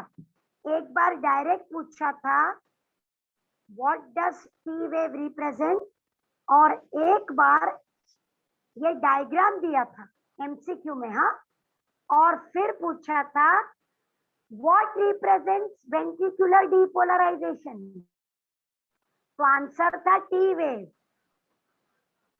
आंसर क्या था? T wave. Are you understanding? Diagram दिया हुआ था एमसीक्यू में और पूछा था व्हाट रिप्रेजेंट्स वेंट्रिकुलर डीपोलराइजेशन, तो आंसर बोलो। T wave. ठीक है, अभी मैं चेंज करती हूँ। What represents auricular depolarization? T wave. Yes,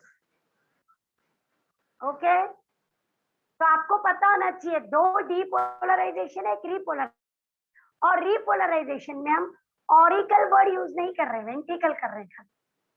ma'am ventricular depolarisation पूछा तो क्यूआरएस आएगा ना?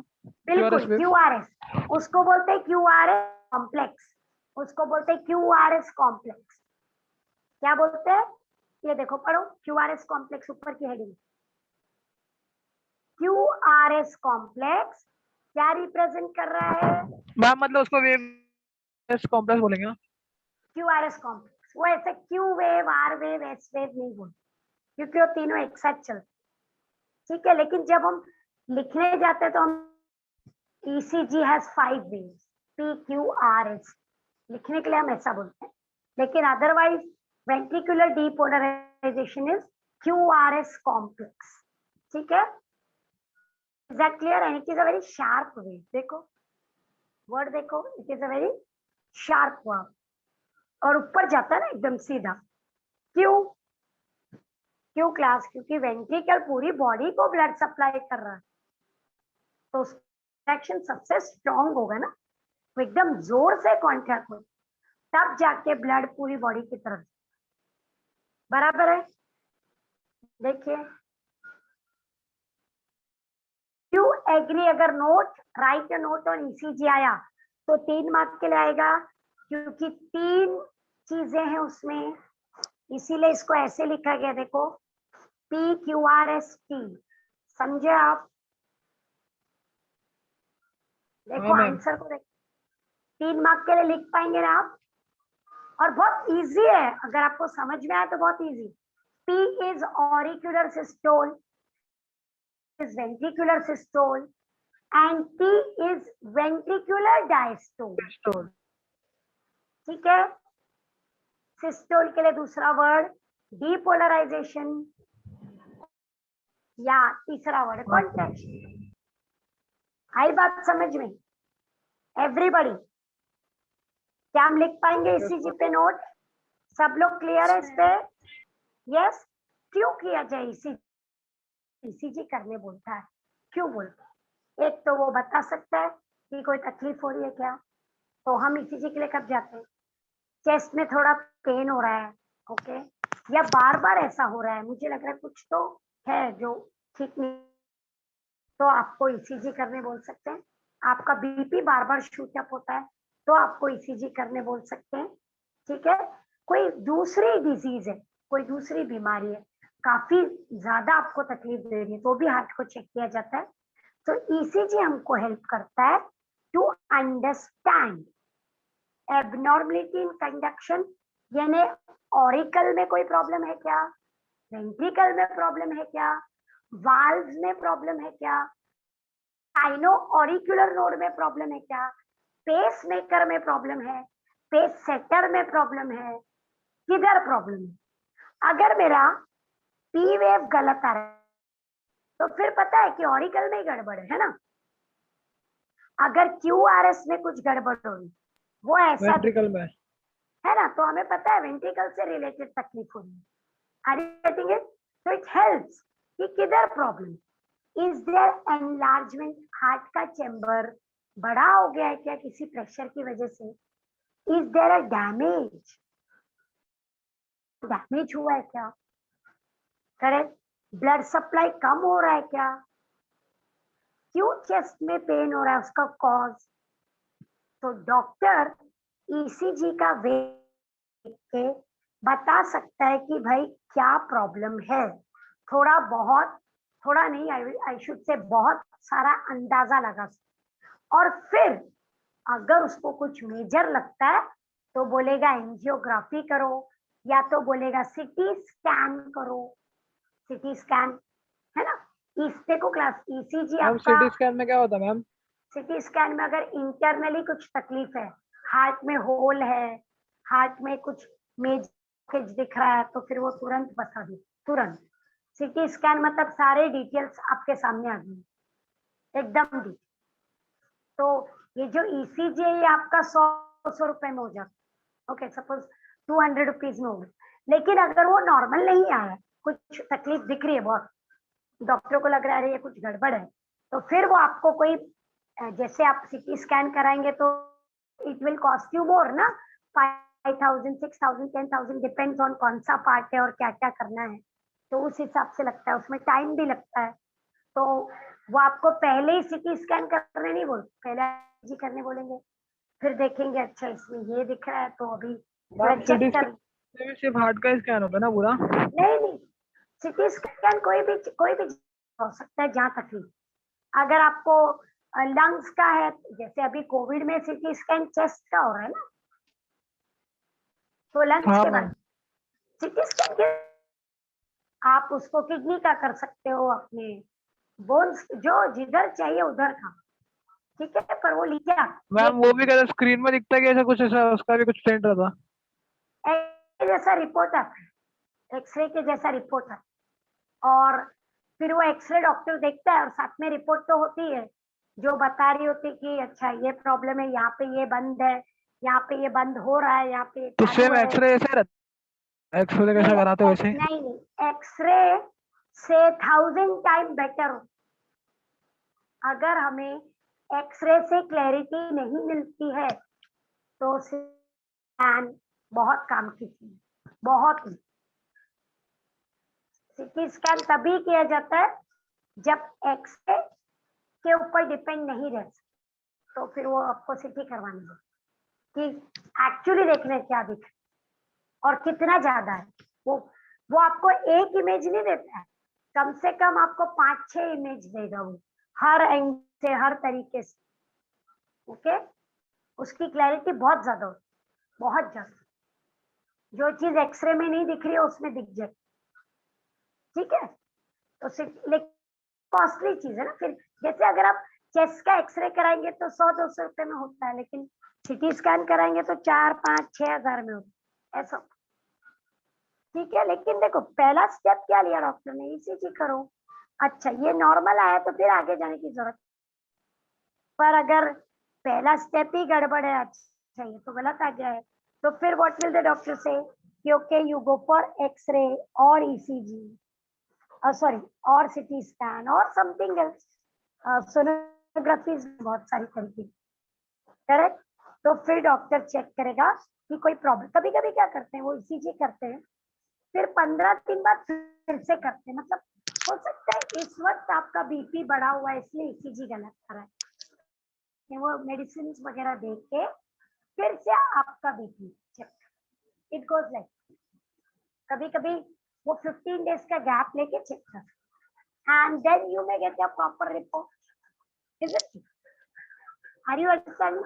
It goes like, so you can check that out, so it matlab it helps us in giving a direction to the report, are you getting it? समझे? मतलब कुछ problem दिखाई देगी नहीं तो क्यों करने, isn't it? ऐसा आपको डॉक्टर बोलेगा चेस्ट में पेन हो रहा है, जाओ सीटी स्कैन कराओ, ऐसा कभी नहीं बोलेगा, वो आपको बोलेगा ईसीजी कराओ, एक्सरे कराओ, ठीक है, और उसके बाद कुछ आगे बढ़ेगा। Is it clear? Everybody, are you under? Yes, yes ma'am. ठीक है। अब आ गए हम लास्ट पार्ट में, लिम्फेटिक सिस्टम, मतलब हार्ट। लास्ट पार्ट मतलब मैम अभी लेक्चर ये अपना टॉपिक खत्म हो रहा मैम? हाँ, टॉपिक का लास्ट एक पैराग्राफ है आपके बुक में, lymphatic system, topic is over, या। तो लिम्फेटिक सिस्टम मतलब हमारा ब्लड हो गया, हमारा हार्ट हो गया, ब्लड वेसल्स हो गया, आर्टरी वेन हो गए, प्रॉब्लम्स ऑफ हार्ट खत्म हो। ठीक, अब जिधर भी ब्लड जाता है उसके पैरेलल, उसके साथ साथ में और एक लिक्विड जाता है जिसका नाम है लिम्फ, जिसका नाम है लिम्फ। क्लास ये डायग्राम देखिए, आपको एक ग्रीन कलर का सब दिख रहा है, वो सब लिम्फ है। देखिए, तो डू यू एग्री? लिम्फ मतलब मैम? हाँ, उसी पे आ रही है। जिधर है उसके पैरेलल, उसके साथ में और एक लिक्विड जाता है, उसको बोलते हैं लिम्फ। अब आया लिम्फ क्या होता है, what is this lymph? Okay, so first understand it, understand. ये देखिए क्लास, ये आपकी आर्टरी ब्लड लेके, ठीक है, ये आर्टरी आपकी क्या लेके आ रही? ब्लड। और ये छोटे छोटे ब्रांच बन गए, आर्टीरियोल, ठीक है। और ये है उससे भी छोटा कैपिलरी। अब ये ब्लड फ्लो हो रहा है कैपिलरी, लेकिन डू यू एग्री इसमें बहुत प्रेशर होगा, क्योंकि आर्टरी से आता है, आर्टरी में ब्लड बहुत प्रेशर से आता है। और ये आर्टीरियल एकदम पतला हो गया और कैपिलरी तो बहुत ही पतली होती है, तो कैपिलरी में ब्लड प्रेशर बहुत हाई होता है, क्योंकि वो बहुत नैरो है, बहुत ही पतली होती है, हाई प्रेशर। उसकी वजह से ब्लड का कुछ पार्ट, ब्लड का कुछ पार्ट कैपिलरी, ये देखो मैंने कैपिलरी के बाहर एक लिक्विड बना दिया, वो कैपिलरी से बाहर आ गया प्रेशर की वजह से। आप ऐसे सोचो, में एक गीला कपड़ा, आप कपड़े धोते हैं ना, तो उसको निचोड़ते कैसे हैं? तो जब आप हाथों का प्रेशर डालते हैं तो पानी निकल आता है, बराबर है। वही हो रहा है, हमारा ब्लड एकदम प्रेशर के साथ कैपिलरी से जा रहा है, तो वो जा नहीं पाता, उसमें से कुछ चीजें बाहर आ जाती है, देखिए। और इसको बोलते हैं लिम्फ, बोलते हैं लिम्फ। और यही लिम्फ हमारे सेल्स की तरफ जाता है, मतलब कभी भी डायरेक्टली ब्लड नहीं जाता, लिम्फ जाता है। देखो सेल्स के चारों तरफ क्या है? Lymph, not blood, not blood. ये देखिए ब्लड अपना आगे नॉर्मल स्पीड में वो अपना आगे चला गया, लेकिन उसमें से कुछ चीजें बाहर आ गई, जो बाहर आ गई वो लिक्विड का नाम है लिम्फ। और वो हमारे सेल को देता है ऑक्सीजन, वो हमारे सेल को देता है ग्लूकोज, वो हमारे सेल को देता है प्रोटीन, वो हमारे सेल से लेता है कार्बन डाइऑक्साइड, यूरिया, सब चीजें वापस ले लेता है। और बाद में वही लिम्फ ये देख, ये ज्वाइन होके वापस ब्लड में मिक्स हो जाता है। फिर से फिर से वो ब्लड में मिक्स। तो पहले हम देखते हैं वो कैसा दिखाई देगा। ये देखो, आप जो मैं बोल रही हूँ उसको फॉलो करना। Look at the black line which I am, heart से ब्लड निकलेगा, ये निकला, देखो आर्टरी से जा रहा है, ये कैपिलरीज में आ गया, ध्यान से देखिए, कैपिलरी से ब्लड पास हो रहा है। अब ध्यान से देखना, उसका फ्लो चेंज हो गया, देखो ये लिम्फ बन गया, लेकिन पूरा नहीं, कुछ चीजें नॉर्मल अपना वेन बन, लेकिन कुछ चीजें देखो बाहर निकल गई ग्रीन कलर। अब ये वापस आ रही है, ये देखो वापस ब्लड में मिक्स, यानी आर्टरी में से ब्लड के दो हिस्से हो जाते, जो वेन्स में जाता है और दूसरा जो प्रेशर की वजह से बाहर आ जाता है, और उसको बोलते हैं लिम्फ। ये आपका लिम्फ।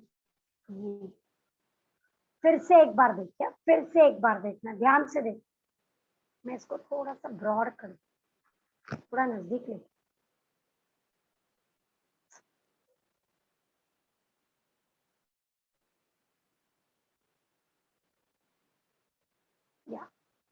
1 मिनट, एकदम ध्यान से देखना, मैं थोड़ा सा नजर, आप देखो ब्लैक लाइन को फॉलो करेंगे आप, ये हार्ट से ब्लड निकला, देखो ये आर्टरी, ये कैपिलरी में डिवाइड हो रही, छोटे कैपिलरी दिख रही है, और ये वेन बन के वापस आ गई, यही रूल है। लेकिन देखो यहाँ से कुछ चीजें इधर चली गई, लुक हियर नाउ, वो लिम्फ, वो सारे ऑक्सीजन दिया, सारे सेल से वेस्ट लिया, CO2 लिया, और ये देखो लिम्फ वेन से वो वापस आ रही है, और ब्लड को ज्वाइन हुई, देखो वापस फिर से ब्लड में मिक्स होगी, इनको कनेक्ट होगी, ठीक है। तो कभी भी सेल और ब्लड के बीच में कौन होता है, lymph.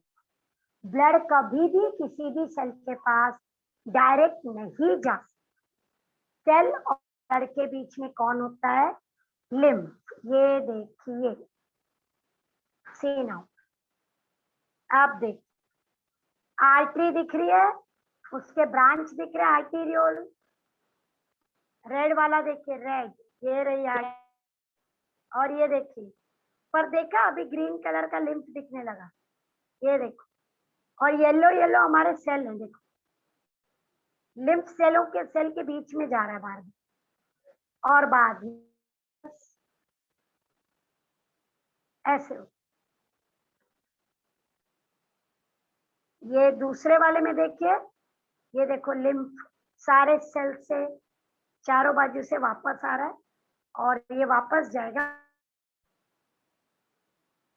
So what is lymph? Lymph is part of the blood which is separated from the blood at capillary level. हमने ब्लड कुछ चीजें बाहर निकाली, सारे सेल्स को बांटी, फिर सेल्स ने हमको कुछ वापस दिया, वो हमने कलेक्ट किया, उसको एक लिम्फ वेन से वापस ले जाके ब्लड में दी, तो ब्लड निकली, फिर वापस आ गई दूसरी कुछ चीजें। That is the lymphatic system. That is the lymphatic system. मतलब लिम्फेटिक सिस्टम में जाने के लिए रास्ता नहीं है, आर्टरी से ही जाने, लेकिन आने के लिए देखो अलग से रास्ता, रिटर्न आने का रास्ता अलग है, पर जाने का रास्ता आर्टरी है। देखो एक ही साइड ग्रीन दिख रहा है, तो जिधर भी आपकी वेन होती है उसके पैरेलल लिम्फ वेन होती है, जिधर भी आपकी वेन वापस आती है उसी लिम्फ वेन भी वापस, सी ये वेन आई, ये देखो लिम्फ वेन, लेकिन जिधर आपकी आर्टरी होती है उधर कुछ नहीं, तो लिम्फ को आने का रास्ता कौन है, आर्टरी, और जाने का कौन है, जाने का कौन, लिम्फेटिक वेन, उसकी खुद की वेन है जो जाएगी वापस, ठीक है। यहाँ तक समझा क्या एवरीबॉडी? इतना Yes, समझा? ma'am. अब करेंगे, एक रीडिंग करेंगे लिम्फ की, कल हमारा एक लेक्चर है, बराबर है, उसमें मैं लिम्फ से शुरू करूंगी, ओके, थोड़ा सा डिटेल में एक्सप्लेन करेंगे और फिर इसको खत्म करेंगे। I don't want to rush with this, okay, समझ में नहीं आया तो प्रॉब्लम हो जाएगी, और बोर्ड का फेवरेट नहीं है, लेकिन क्योंकि ये डायग्राम भी दिया हुआ है, तो I want to go in little bit of depth with that, ठीक है। तो कल के लेक्चर में मैं पहले लिम्फ एक बार और बताऊंगी विद उसका फंक्शन भी, फिर ये चैप्टर खत्म करेंगे, ठीक है, और फिर हम न्यू चैप्टर की तरफ। एक मिनट, कोई कुछ पूछ रहा है। Types of lymphocyte is remaining, meet you are thinking wrong. Types of lymphocyte इतने सारे हमने किए थे, मैंने बोर्ड पे ड्रॉ किया था, न्यूट्रोफिल, बेसिल, इओसिनोफिल, हाँ तो वो कुछ डायग्राम जैसा राउंड राउंड ड्रॉ किया था ना आपने। हाँ, मोनोसाइट, लिम्फोसाइट, सबसे बड़ा सबसे छोटा बताया था, याद आया? हाँ मैम। अच्छा एक बार याद करके देख, अगर नहीं आता तो मुझे कल रिमाइंडर दीजिए, ठीक है। और किसी ने आर्टरी वेन भी बोला है, तो अच्छा एक काम कीजिए, कल जो भी डाउट वाउट है वो लेके आइए और लिम्फ फॉर्म खत्म करेंगे। डाउट लेके आइए का मतलब ये मत मुझे बोलना कि इंटरनल स्ट्रक्चर ऑफ कर दीजिए, ये मत बोलना, फिर वो पूरा लेक्चर उसमें चला जाएगा। Are you getting it? Yes ma'am. Ma'am आपने वो तो- स्टेंट बताया नहीं मैम। हाँ, इस टाइम हो गया, कल मैं वो स्टेंट का इमेज भी निकाल के रखूंगी, मुझे याद दिला देना, ठीक ओके है? मैम। ओके, याद से याद दिलाना, मैं बता दूं, ठीक है? तो कल ये हमारा हाफ एन आवर में खत्म हो जाएगा और वी कैन स्टार्ट। और अगर फिर भी कुछ डाउट है तो प्लीज लेके आए, क्योंकि ये चैप्टर बोर्ड का काफी फेवरेट, ठीक है? Okay fine, so I am stopping here for today. Ma'am कौन सा चैप्टर सिखा रहे थे? उसके मैं सीधा 9 शुरू करूँ, ब्रेन वही करूँ ना? Yes ma'am. देखो इम्पोर्टेंट चैप्टर ब्रेन है, और सब ऊपर के 2 रिप्रोडक्शन है, plant and animal reproduction, very very favourite. फिर उसके बाद जेनेटिक्स है, इनहेरिटेंस के बाद मॉलिक्यूलर है, मॉलिक्यूलर थोड़ा हार्ड जाता है। ओके, इम्पोर्टेंट चैप्टर्स बता रही, एक तो ये जो अभी हम खत्म कर रहे हैं, वेरी इंपॉर्टेंट। उसके बाद रिप्रो इम्पोर्टेंट है, plant first, second is animal, very important. फिर आता है इनहेरिटेंस एंड वेरिएशन थर्ड। उसके बाद जो मैं शुरू कर रही हूँ नर्वस सिस्टम, ठीक है? Okay fine, you want to say something? College में कुछ और चालू है? आपके कॉलेजेस में क्या चल?